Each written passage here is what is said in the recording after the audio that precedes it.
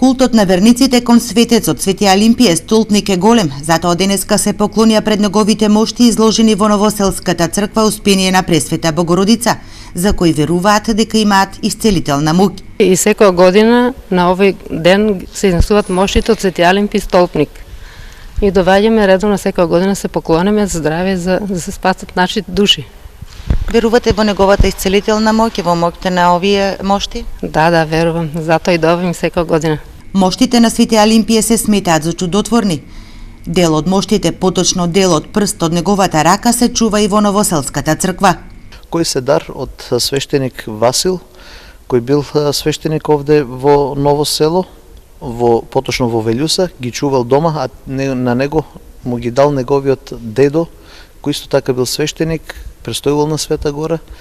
Тамошниот игумен му ги поклонил моштите, ги чувале дома известно време и пред да се успокои свештеникот Васил, ги донел моштите овде во Света Богородица, ги оставил овде на поклон и се чуваат до ден денес. Секој празник на Свети Алимпиј Столпник ги изложуваме моштите, секој кој сака да се поклони пред нив, да го помоли Свети Алимпиј да им даде исцеление.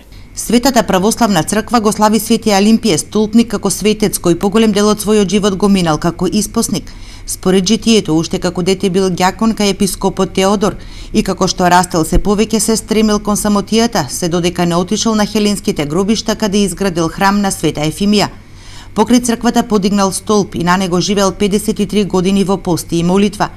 Во меѓувреме овде никнале уште два манастири, женски и машки, а монасите и монахињите го избрале за свој духовник. Верниците веруваат дека на овој ден рано се оди во црква за добро здравје во следната година.